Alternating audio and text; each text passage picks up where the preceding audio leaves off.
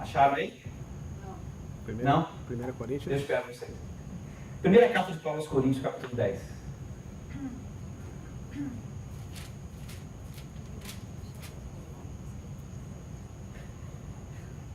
Mas Deus, está lendo aí? Tá.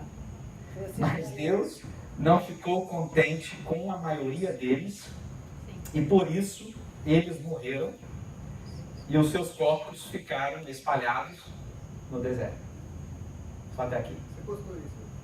Foi, coloquei no story do Instagram. Ontem, eu acho. Esse é um texto confuso para a gente ler. Aliás, Paulo era um cara muito confuso em diversos aspectos. O primeiro deles era a própria relação de Paulo com o conceito de Deus em meio à igreja. A maneira como Paulo partilhava o conhecimento de Deus às diferentes comunidades era uma maneira que eu diria muito ligada à perspectiva platônica, à perspectiva filosófica. Uma das coisas que a filosofia fala sobre conceituar tudo é a teoria do terceiro excluído. Alguém já ouviu falar na teoria do terceiro excluído? Com certeza vocês já estudaram isso lá atrás, há muitos e muitos anos atrás. Eu lembro porque eu saí recentemente do ensino médio. A lei do terceiro excluído, a teoria do terceiro excluído, é a ideia de que você não pode ser duas coisas ao mesmo tempo. Ou você é uma coisa, ou você é outra coisa. Você não pode ser uma coisa e a outra coisa também. Então essa é a lei do terceiro excluído. Ou você é uma coisa, ou você é outra coisa. Não dá para ser uma coisa, outra coisa e as duas coisas juntas. A ideia do terceiro excluído, na teoria da filosofia, é a gente identificar o que realmente nós somos. E, obviamente, identificar os nossos pensamentos, identificar as nossas ideias e identificar qualquer coisa que a gente queira identificar no mundo. E Paulo tinha essa relação com a filosofia ao trabalhar muito o conceito do terceiro excluído como uma tática, uma estratégia filosófica na partilha do Evangelho, especialmente com os gregos. Quando Paulo chega, por exemplo, no Areópago e outros contextos gregos, Paulo trabalha a ideia do Deus desconhecido. Porque haviam altares de deuses diferentes. Em outros contextos, Paulo fala da morte, da ressurreição de Jesus sem falar da morte. Porque havia alguns conceitos na filosofia que tinham dificuldade de lidar com esse processo de um ser humano que morre e ressuscita. Então, por essa dificuldade de alguns em não entender, Paulo às vezes falava apenas da ressurreição sem falar de morte. E houve uma vez que ele foi chamado de louco por isso. Então, Paulo tinha uma ideia, eu diria, estranha, se nós compararmos com os demais discípulos que tinham muito a raiz do judaísmo na sua forma de apresentar o Evangelho, e de criticar, e de condenar, e de convidar à conversão. Paulo tinha uma perspectiva muito abrangente, diversa, e uma forma de apresentar a Deus pela porta essencial de apresentação de Deus à humanidade, que é a cultura. Tendemos a pensar que Deus é partilhado com as pessoas pela fé, ou pela minha capacidade oratória, ou pela minha santificação, ou pela a enorme manifestação do Espírito Santo na minha vida, mas nenhum desses aspectos, nem mesmo a Bíblia, é a porta que se abre para partilhar a graça. A porta para partilhar a graça é a cultura. Porque não adianta eu estar aqui partilhando com vocês a palavra se culturalmente vocês não estiverem entendendo o que eu estou dizendo. Existem comunidades, por exemplo, que não existe pão, não se come pão. Existem áreas distantes em outros continentes que não se tem o hábito de comer pão. E é uma comunidade que não dá para você ler o texto de João e dizer que Jesus é o pão da vida, porque eles não sabem o que é pão. Então a ideia da cultura é a ideia de que nós precisamos compreender a linguagem das pessoas para partilhar o Evangelho. É isso que Paulo faz.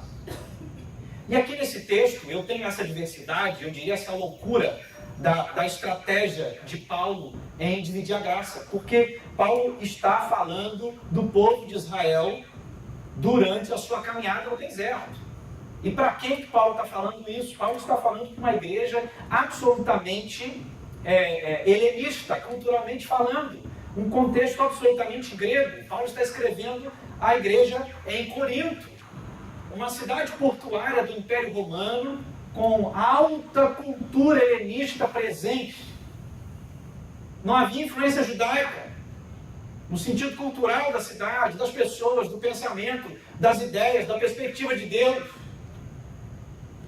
E é nesse contexto absolutamente helenista que Paulo vai nos ensinar sobre a caminhada da fé, mas usando como exemplo Israel lá no deserto. Uma experiência clássica da história, da narrativa e da teologia judaica. Uma narrativa absolutamente ligada ao povo hebreu e em nada a ver com o Império Romano, ou com a cultura helenista, ou com o contexto e a língua grega.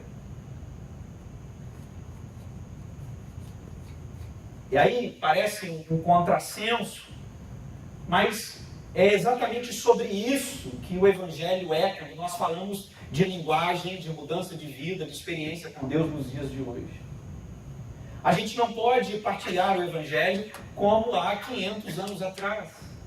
A linguagem que nós trabalhamos com as pessoas precisa ser uma linguagem acessível, onde a consciência da graça se dá na experiência daquilo que se ouve. E Paulo, então, vai dizer, olha, a caminhada do Evangelho, ela é muito semelhante à caminhada que nós encontramos do povo de Israel no deserto. Interessante que o apóstolo Paulo fala de desagrado de Deus. Deus desagrada do povo de Israel. E é um desagrado que não tem a ver com o destino ou com a partida, mas tem a ver com a caminhada. E foi exatamente isso que eu postei ontem no Instagram, quando eu postei esse texto. A ideia de que nós desagradamos a Deus, não no ponto de partida, no início da nossa fé, e nem no fim da jornada de fé, mas desagradamos a Deus, obviamente, na caminhada, no trajeto, na experiência, ao sujar os nossos pés, porque todo mundo está sujeito a sujar os pés no caminho. Ninguém caminha pela vida sem sujar os pés. Ninguém caminha pela vida sem enfrentar as dificuldades que o Evangelho nos ensina que enfrentaríamos. Ninguém caminha pela vida sem entender e sem experimentar as dores. Aliás, algumas dores não entendemos, mas experimentamos todas elas. Portanto, há em Paulo, nesse texto, uma contextualização da caminhada do Evangelho para todos nós, a partir da caminhada do povo no deserto. Santo Agostinho diz que não importa quão longa seja a nossa caminhada, sempre haverá uma outra caminhada a ser feita. Por mais que a gente tenha uma longa caminhada e às vezes chegue em determinado ponto da vida e pense assim, não, já acabei de caminhar, a minha jornada já acabou, essa história já se findou. Mas Agostinho diz, não, mesmo que você tenha feito uma longa caminhada e talvez pense que já acabou, sempre haverá uma nova caminhada pela frente, porque essa é a jornada de experiência da vida até encontrarmos com o Senhor. Essa contextualização de Paulo, de pegar a experiência de Israel na caminhada no deserto e trazer isso para um contexto grego, helenista, 3.000 anos depois, absolutamente distinto. É como se Paulo estivesse dizendo que nós não temos a capacidade de entender muito claramente a nossa caminhada, porque não é lógica, não é humana, não é material, é uma caminhada espiritual, é uma caminhada com Deus. E talvez por isso Paulo não pegou nada do próprio contexto, mas de um contexto absolutamente diverso. Eu acho que até pela capacidade criativa das pessoas, porque vejam vocês, quando nós utilizamos mecanismos lúdicos com as crianças, elas aprendem mais. Por quê? Porque é criativo. Quando nós trazemos experiências de histórias, de narrativas, de metáforas, a gente entende melhor uma verdade, porque isso nos faz, de maneira imaginária, fazer os links criativos para entender uma verdade. E por isso eu penso que Paulo aqui pega a história do povo no deserto como essa narrativa lúdica. Paulo pega uma experiência de um povo distinto aos gregos, a igreja de Corinto, a cultura helenista. E Paulo pega isso para ensinar uma verdade da caminhada, da jornada da vida e de como nós caminhamos. E algumas coisas me chamam a atenção. A primeira delas é a anacronia do poder de Cristo. Paulo deixa muito claro para a gente, no versículo de número 3, 4, e bebiam da mesma bebida espiritual, pois bebiam daquela rocha espiritual que ia com eles, e a rocha era Cristo. Cristo não existia no Antigo Testamento. Cristo não estava presente na caminhada no deserto. Cristo não estava com o povo de Israel. Mas Paulo diz que o povo de Israel bebia de uma água e a água era Cristo. É uma clara anacronia do poder e da presença de Cristo, de que Cristo está presente na vida humana de forma eterna. O Cristo histórico que veio não resume o Cristo eterno, que diz lá em Apocalipse que já havia se oferecido antes da fundação do mundo. Então Paulo não apenas contextualiza a realidade de Israel para aquilo que Corinto estava vivendo, mas ele também diz, olha, o poder de Cristo nessa caminhada da vida é um poder anacrônico, ele não está ligado ao tempo, ele não é medido pelo tempo, ele não é preso ao tempo. E Paulo fala então dessa jornada com a presença de Cristo, dizendo que existem pelo menos 4 desafios para nós que podem nos levar a desagradar a Deus. O primeiro desafio que Paulo me traz é a idolatria. No versículo 7, Paulo diz assim: nem adorarmos ídolos como alguns deles adoraram, como dizem as Escrituras, o povo sentou-se para comer e beber e levantou-se para divertir. Entendeu alguma coisa? Eu vou ler de novo. Coloque na sua cabeça que Paulo está falando de idolatria. Mas perceba o final desse versículo que ele diz. Nem adorarmos ídolos, como alguns deles adoraram. E como dizem as Escrituras, o povo sentou-se para comer e beber e levantou para se divertir. O que idolatria tem a ver com diversão?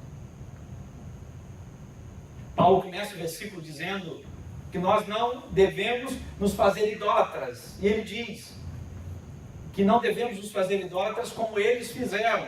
E como eles fizeram? Paulo explica, se assentaram para comer e se divertir. Porque Paulo está falando aqui da pior das idolatrias, que é a idolatria do próprio corpo. É a idolatria da própria vontade. É a idolatria dos próprios interesses. É a idolatria do próprio querer. Essa é a pior das idolatrias. Por isso que Paulo começa a dizer, olha, não nos façamos idólatras como eles fizeram, que só pensavam em divertimento, no seguinte sentido, só pensavam nos seus próprios interesses.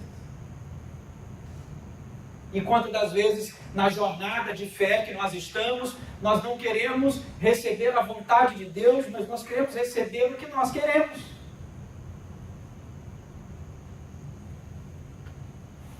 E essa mais trágica das idolatrias é o que mais nos consome hoje.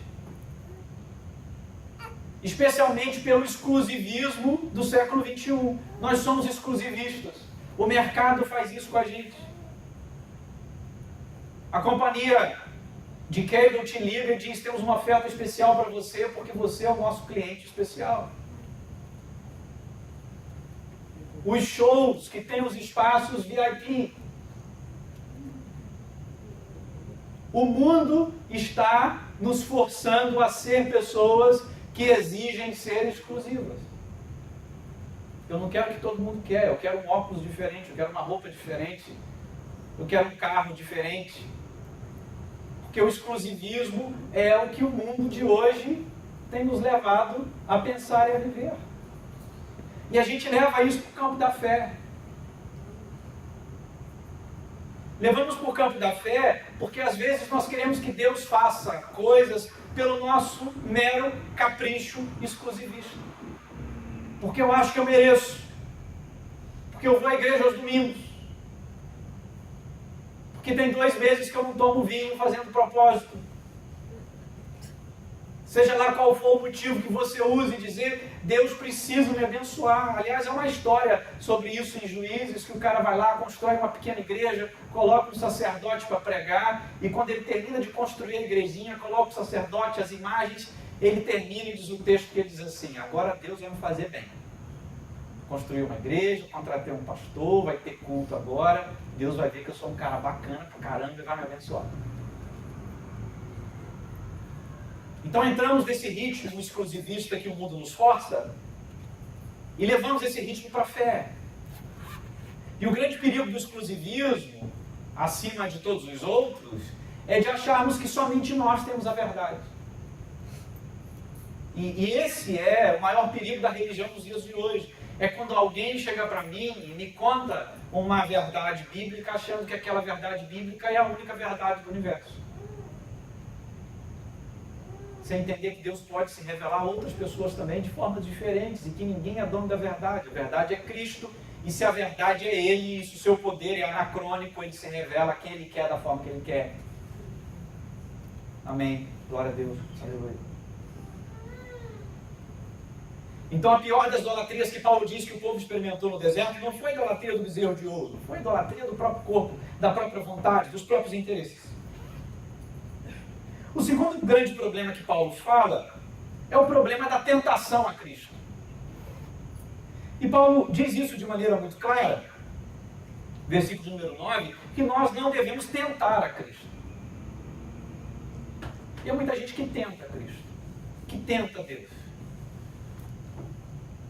Deus, se o Senhor me ama, eu quero que amanhã, na hora que eu levantar, quando eu abrir a porta, vai ter um sinal assim, quando eu abrir a porta e ver.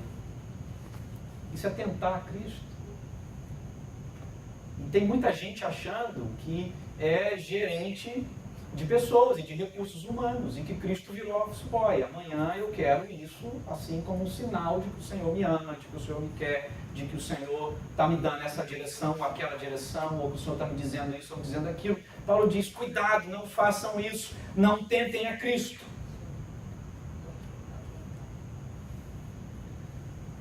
E Paulo diz, muitos foram mortos pelas cobras porque tentaram o Senhor. E tem muita gente assim, vivendo esse evangelho de tentação. Quero ver, Senhor, se o Senhor vai me abençoar mesmo. Estou indo na igreja, cantei, levantei a mão, eu não queria levantar a mão, a lei pediu para levantar a mão 30 vezes, eu levantei a mão, cantei. Bati palma, fechei o olho, chorei, fiz tudo. Então quero ver se agora o Senhor vai me abençoar. E a gente vai tentando a Deus em diversas formas. Paulo diz, não façam isso, porque tem muita gente morrendo por tentar Cristo.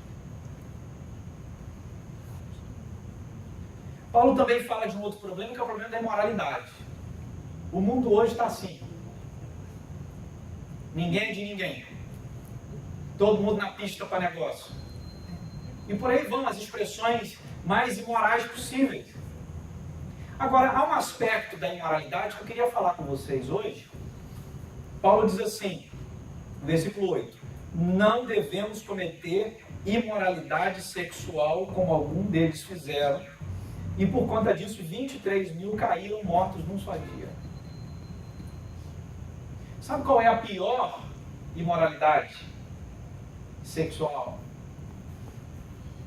A pior imoralidade sexual é quando nós descartamos os relacionamentos que Deus nos deu.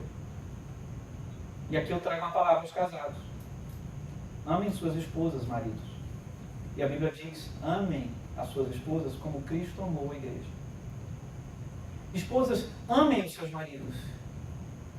E a Bíblia diz que você não é mais sua, mas que você é dele, no sentido de cuidado, de dizer, olha, eu estou aqui para ser o seu apoio e a sua ajuda. Porque em geral a gente pensa em moralidade sexual apenas na promiscuidade, como eu citei há pouco, mas imoralidade não é apenas isso. Não é apenas viver sexualmente com múltiplos parceiros, como se a sexualidade fosse comer pizza. Cada semana a gente vai numa pizzaria diferente. Mas não é só isso. A imoralidade sexual e a imoralidade dos relacionamentos também tem a ver com o descarte, com a não valorização dos relacionamentos e das pessoas que Deus colocou na nossa vida. Convidei a vocês para domingo que vem um bate-papo comigo, 8h30 da manhã, mandei para todos os casados. E o título é: o que um divorciado tem a ensinar aos casados? Eu quero partilhar com vocês algumas coisas. Porque há um ditado antigo que diz assim, que a gente só passa a mão na onça depois